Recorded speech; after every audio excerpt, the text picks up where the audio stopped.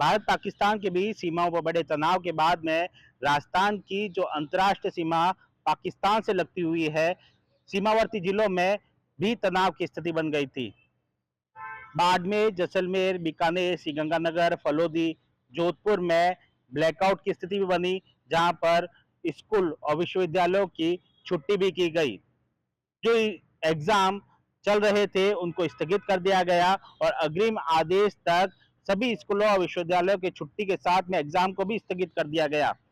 इसके साथ ही अग्रिम आदेश तक जोधपुर हवाई अड्डे से सभी उड़ानों को निरस्त कर दिया गया था।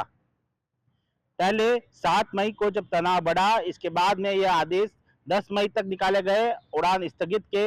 इसके बाद में 10 मई के बाद में 14 मई तक स्थगन के आदेश निकाल दिए गए थे। लेकिन जब से सीज फायर हुआ है तब से जनजीवन सामान्य की ओर लौट रहा है। जहां पर सीमावर्ती जिलों में ब्लैकआउट की स्थिति बन गई थी, देर रात को बाजार जो है जल्दी बंद करने के आदेश भी निकाले गए थे और सभी को घरों में रहने के निर्देश दिए गए थे। कम से कम लाइट जलाने के भी निर्देश दिए गए थे और 7 बजे के बाद में जो ब्लैकआउट कर दिया जाता था, ऐसे में बत्ती भी गुल कर दी जाती थी। हालांकि पश्चिमी जिलों में गर्मी ज्यादा है, ऐसे में नागरिकों को गर्मी से परेशानी तो हुई, लेकिन सभी नागरिकों ने इस ब्लैकआउट का पूरी तरह से सहयोग किया। अब जब सीज फायर हुआ है तो जनजीवन पूरा सामान्य की ओर लौट रहा है। बाजार फिर से खुल रहे हैं। वहीं अब मंगलवार से फिर से विश्वविद्यालय और स्कूलों की छुट्टियां जो खत्म कर दी गई है, अब वे सामान्य गति से फिर से स्कूल और विश्वविद्यालय खुलेंगे। साथ में एग्जाम को लेकर नए टाइम टेबल निकाले जाएंगे। इसके बाद में एग्जाम भी संचालित किए जाएंगे।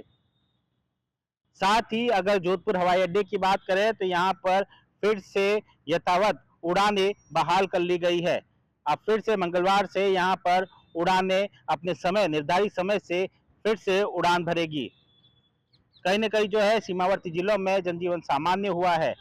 अब देर रात तक बाजार भी खुल पाएंगे। हालांकि नागरिकों को निर्देश दिए गए हैं कि कभी भी अगर इमरजेंसी की सिचुएशन हो और सायरन बजे तो उन्हें फिर से ब्लैकआउट की पालना करनी होगी, इमरजेंसी की पालना करनी होगी।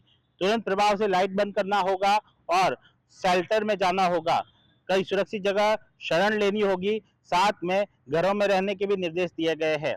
अगर रात के समय सायरन बजता है तो अपने घरों की लाइटें बंद करने के बाद में सुरक्षित स्थान पर लौटना होगा। साथ में अगर सायरन के साथ में कोई भी गतिविधि पाई जाती है तो इसके बाद में प्रशासन बत्ती भी गुल कर सकता है।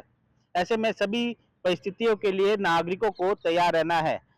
हालांकि पिछले दिनों जिस तरह से नागरिकों ने, पश्चिमी जिलों के नागरिकों ने जिस तरह से सरकार का सहयोग किया है, वैसे ही नागरिकों ने कहा है कि हम हमेशा भारत सरकार, भारतीय सेना और प्रशासन के सहयोग के लिए तैयार हैं। अब जब जनजीवन सामान्य लौट रहा है तो ब्लैकआउट फिर से हटा दिया गया है।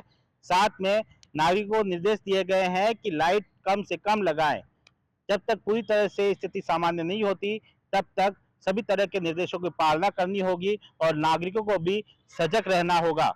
सुमित देवड़ा, टीवी 9, राजस्थान।